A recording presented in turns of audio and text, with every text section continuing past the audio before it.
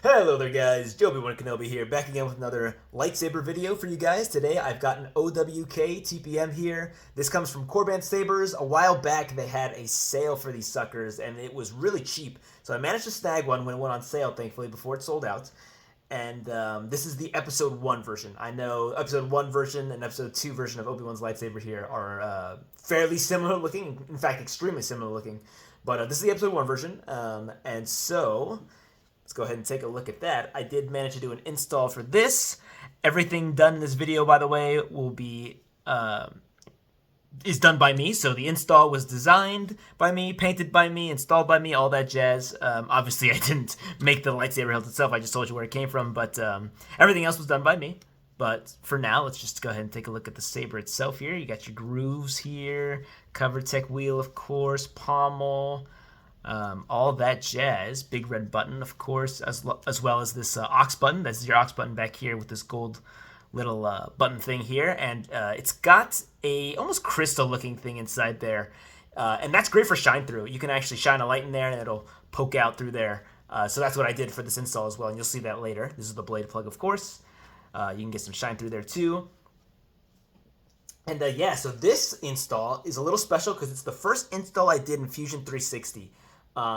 Before this point, I had done one install in Tinkercad that was Gianobi that I did in my last video. I showed that off to you guys. And I designed that sucker in Tinkercad. But Tinkercad, though very beginner-friendly and easy to use, doesn't really quite have the features that I need for installing, designing a chassis. So I decided to switch over to Fusion 360, and that was a tough transition process, but I managed to get through it, and it paid off because you're about to see how great this chassis turned out. It turned out fantastic. But Fusion 360, yeah, much more robust, much more features to work with. So yeah, you know what, before I go on too long, let me just go ahead and show you that chassis. You can unscrew the pommel here, and that'll get you to the chassis. And then you'll notice here, I'll show it off here, there's a PCB in there. That's because there's a speaker pod in this sucker. So this is the stock PCB / speakers pin set. I'll show off the pins in here as well. I don't remember the exact term for the component, but it comes from Shock Custom Works. That's what I used. And then inside here is a 28mm speaker. That comes from Smuggler's Outpost. You've probably heard it 1,000 times. Everybody loves to use their speakers. They're fantastic speakers. The 28mm, I use the bass speaker. A lot of people use the Elites. I'm a bigger fan of the bass myself. I don't know. I think it's because I use a lot of fonts that have like good bass, like hyperphonic fonts and a lot of synth fonts. So I do prefer to do a more bassy speaker. I do that even when it's not the Smuggler's Outpost one and I'm choosing from a different store. I still typically like to go for a bass speaker. Anyway, so yes, 28mm speaker. I was able to fit it in there because I can't fit it in here. This sucker is extremely tight. If I remember correctly, I think it's like 0.93 inches. I'll convert that to metric in the video. I'll just flash it up on screen. But yeah, super tight build to work with. You've got less than an inch to work with. You got a lot of length. You got a lot to work with lengthwise, but widthwise is the real problem. But I still managed to make it work. And yeah, so let's see. At the beginning here, you'll notice some components already. There are a couple little accent LEDs, 2 red ones off the side there. And then there's a kill switch down here. And what I'm really proud of with those pins is I was able to hide the whole component except for the pins. So only the pins poke out through the chassis, whereas the actual module is hidden inside the chassis. And I'm quite happy with how that turned out. So let's go ahead and flip the kill switch here. You'll notice that it's covered. One thing you'll notice before I whip out this chassis is one thing I wanted was just no real-world components showing. I wanted some real consistency across the board. So no real-world components, and I try to hide pretty much everything as well as I could. I believe, if I remember correctly, there is nothing showing, so I'll show that off right now. Flip the switch. Bam. You'll see some accent LEDs already start to light up. A couple of reds right there. And then I can drag it out. You can see a lot of accent LEDs already. An absolutely insane amount of accent LEDs on this sucker because I really wanted to challenge myself here. Let me put this off to the side. I really wanted to challenge myself here with this install and see how much I can cram into here. and like how well I could do. Could I actually fit all these LEDs in here? And turns out I could. It was just very difficult. Yeah, a lot of wire routing, a lot of planning, a lot of designing. But yeah, you can notice here just an insane amount of LEDs here. And because that speaker pod is over there, off screen there, there you can't hear anything. Obviously, it's just going to be these LEDs. But I'm happy to show off this whole chassis here. So let me go ahead and do that. We've got a nice paint job. Again, everything done by myself. The painting, designing, all that jazz done by me. I'm quite proud of how this one turned out. Ton of LEDs in here. Even a board cover here. I'll remove that in a second to show you the board. This is sporting a Proffie board, by the way. Proffie V3.9, because that's the best board at the time of recording. The best Proffie board, I should say. A crystal chamber with a little core down here for some extra lights. And then you have your connector up here. Of course, this one's sporting a CC Sabers pixel connector because they're cheap and they're reliable. So I managed to buy those 9 times out of 10 when I'm looking for a pixel connector because, yeah, I am not a man with a lot of money. So that works out just fine for me. Okay. I think I've shown that off enough. But yeah, so one thing I want to show off the bat is this little board cover here. Hold on a second. Board cover. Bam. There it is. Just remove it. And you can see the Proffie board sitting right there. So if I ever want to make any changes, no problem at all. There's the SD card. There's the little ports. Here is the board cover. There are magnets on the top there, you could probably see. And then I didn't have a lot of space, so I had to make magnets, instead of having it directly on the bottom like most board covers would have. This one is off to the side like this, and that works out just fine. You'll see the magnets back here as well. Then off to the side. Hopefully you guys can see that. And then when I'm done making the edits, slap that sucker back on. Just like that. Sounds very satisfying. In fact, let me get that a little closer to the mic. You guys can hear that a little better. I find myself, it's so hard to take this off with gloves. You have no idea. Oh, gosh. Why do I do this to myself? So easy without gloves. So hard with them. So let me do that one more time. I find myself, when I'm playing with this thing, I just remove and put on the board cover because I find it to be so fun. But yeah, so there's that. Let's turn this on. Again, no sound. But you'll notice that some things will react differently. A lot of the lights will change colors. In fact, when I hit clash, bam, some reactions in the radial core there. Crystal doesn't do much because the only thing I change with the crystal is when it's off and when it's on. There's 2 different animations and that's it. I didn't want anything too crazy when it comes to the crystal. That's how I usually do it for crystals. And then when I turn it on, turn it back off.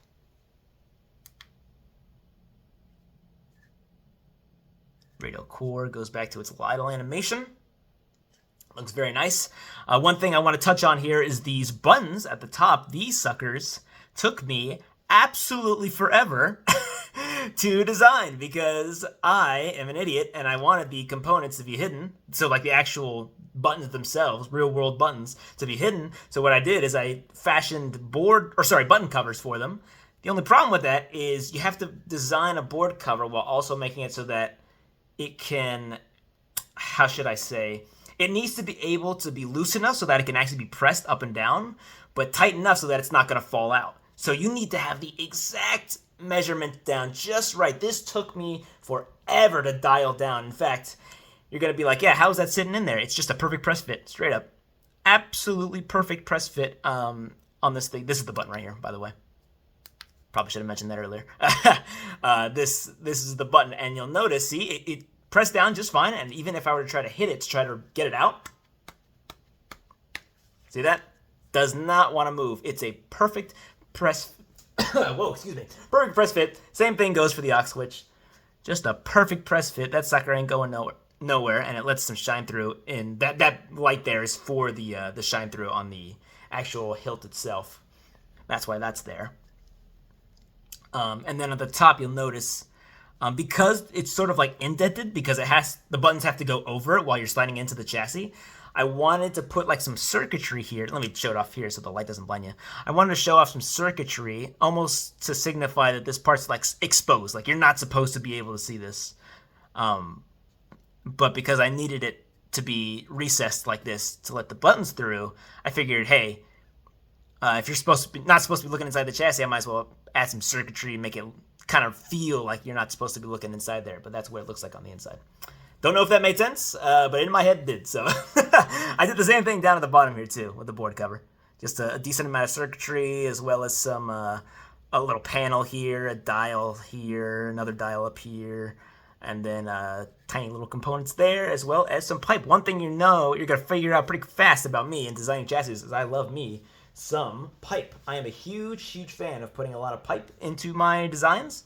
And let me show that off at the top here. It's even better. I like a lot of pipe. I like a bunch of different colors. I like it to be not just one color, because I see that a lot in people's chassis designs. They either go with like just gold and black, or like just one color, or like two colors, right? So you'll either see like a full gold, or maybe like a gold and a little bit of black, and like that's it. Like there's no color variation whatsoever. And I just don't really like that. I love having some color variation, at least a little.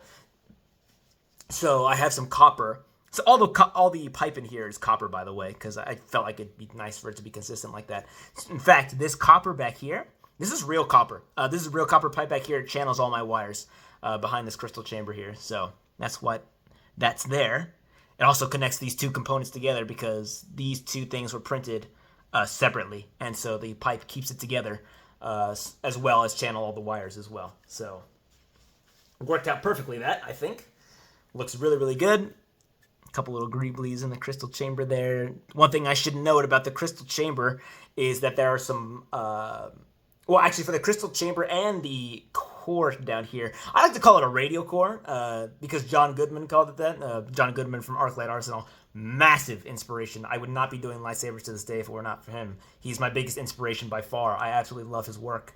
But he called stuff like this like a radio core, and I was like, I feel like that makes sense. It sounds cool, and it makes, I feel like that makes sense. Anyway, as I was saying, in the radio core and in the crystal chamber, the LEDs lighting it are actually these tiny little LEDs that are like, they come from Mr. Shadowfoil Props over at Shadowfoil Props. He does these little, I don't know if he sells them anymore, so I can't even like show it. But he has these little like modules of 6 LEDs in a pattern, or in a circle, and there's one LED in the center. So it's 7 LEDs in total, but it's like a tiny little module. Like it's so small.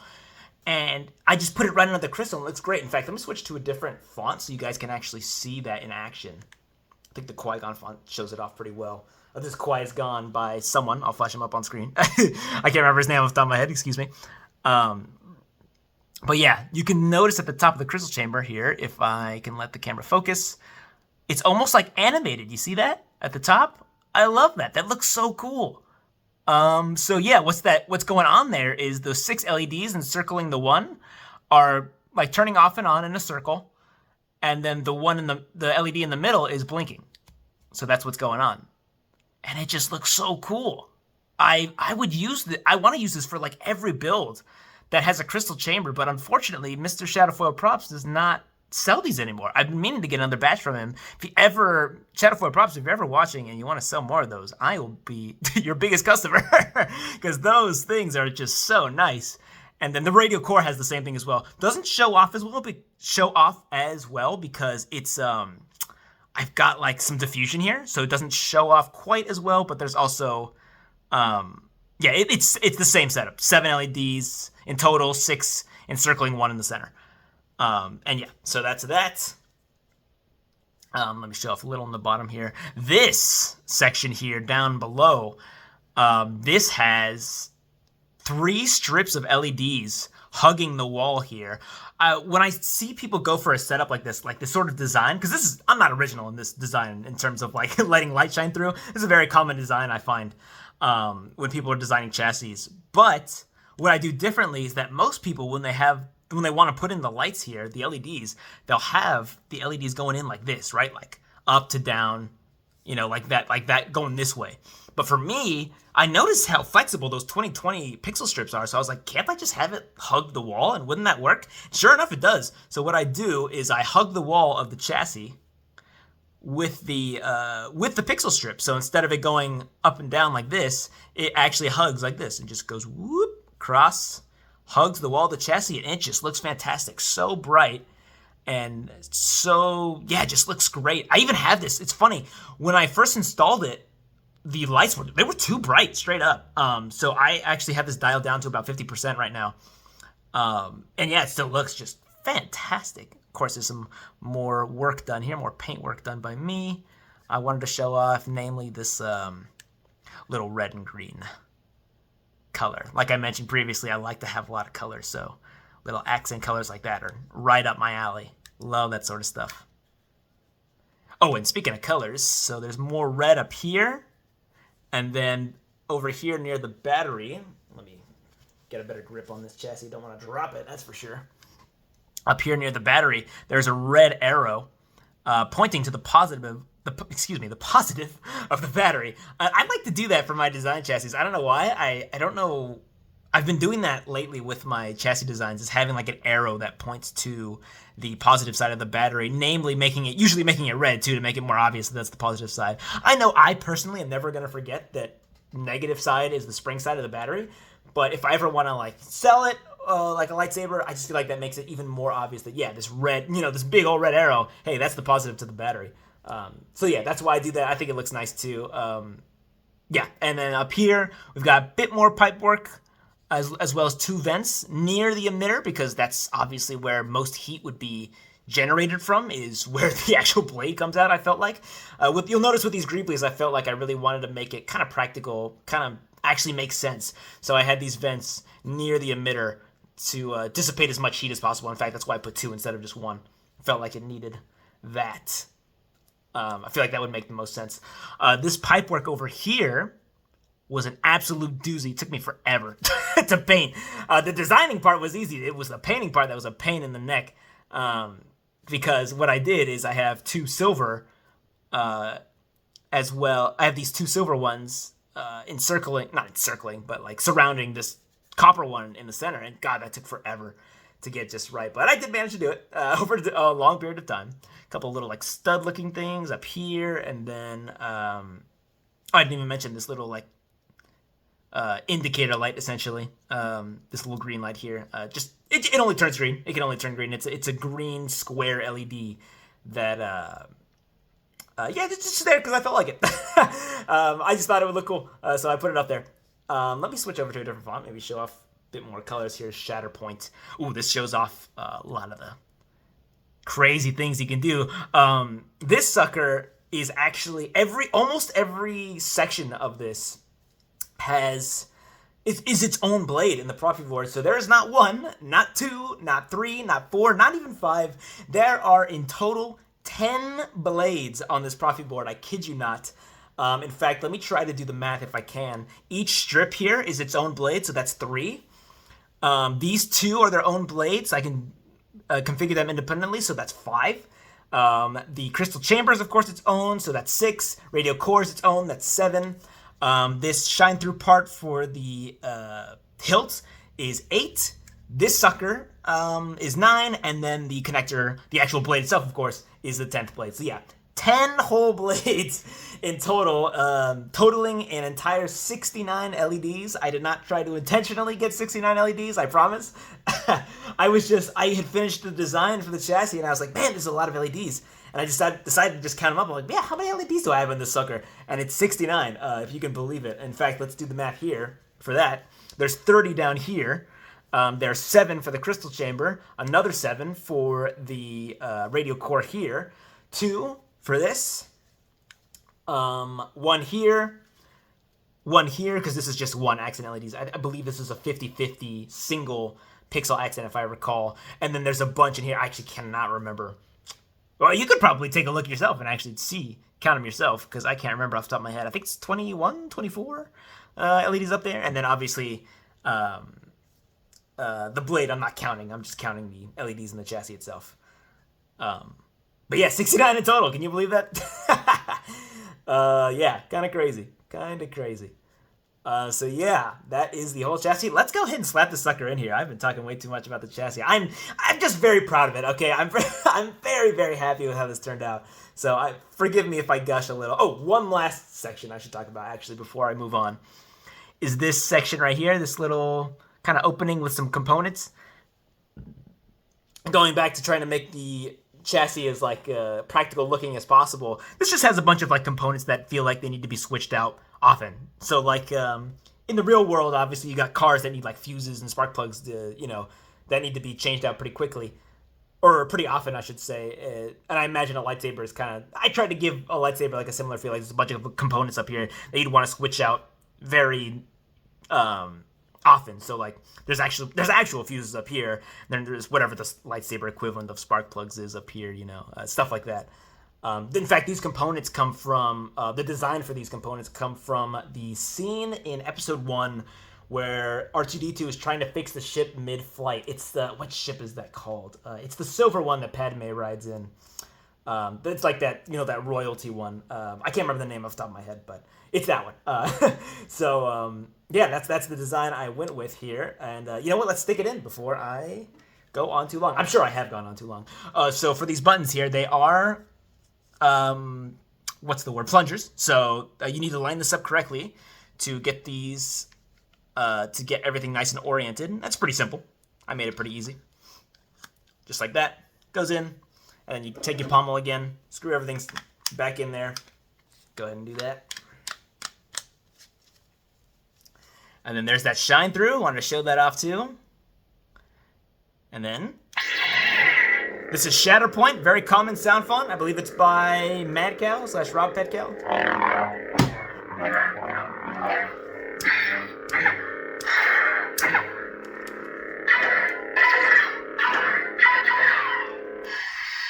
Yeah, so that's Shatterpoint. Let me go ahead and throw a blade in this. I probably should have done that earlier, but yeah, I'll be right back. I will do that real quick. Okay, so I'm back with the blade here inside the saber. I switched back to this Obi-Wan sound font here. Figured it'd be a better fit for the first font I show off with a blade in. This is by... Ooh, I wish I could remember. I'll slap them up on screen. But this is an Obi-Wan sound font, so... Nice blue here, of course. Get some clashes. Your lockups. Swings.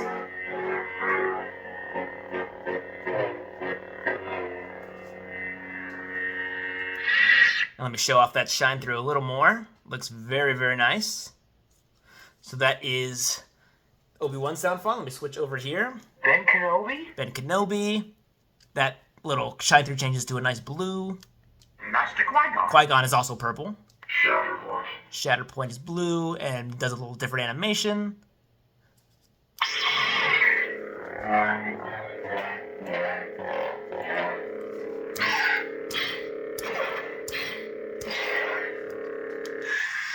Show off a couple more, and then I'll show off another feature of the saber in a sec. I'm Luke Skywalker.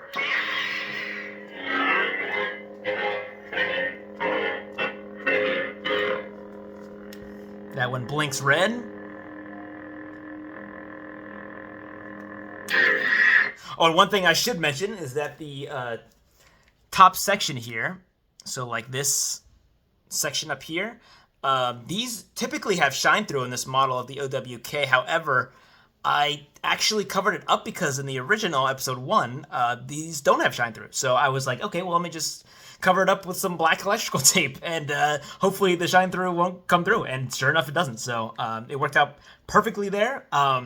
If I ever change my mind, I can always just remove it because I actually do love shine through typically on my lightsabers, but for accuracy's sake, I decided to cover it up just for this specific lightsaber. I felt like that made the most sense. So, oh yes, so there was one more feature I wanted to show off. This section right here can actually be like, you can like rotate the silver in this section, and then you can get like a reveal for the chassis in here. Let me show that off right now. It takes a second to set up, so I'll be right back. Okay, and I'm back with this nice crystal reveal here. So I've opened up this middle section. You can see the crystal now at all times, and then the radio core as well. I lined up the design so that I can actually see the crystal here. I felt like that would be the most important thing to show off when you reveal this section of the hilt. So that's what I did.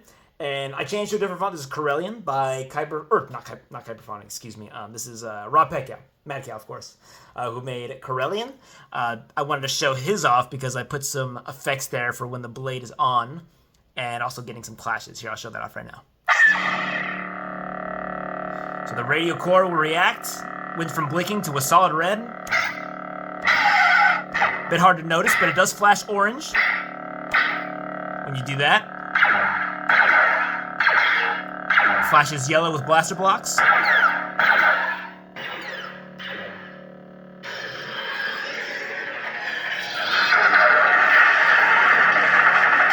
Lockup flashes a little yellow as well. And then we'll show off one more sound font with this revealed here. Orange. Ooh, that's a good one, but let me see. Nihil. Also a good At one. last we will have revenge. Okay, so we've got the Revenge sound font here. So let's take a look at that. This one should show off the effects a little better, I feel like. So when blaster blocks are a nice green effect. Flashes white on hit.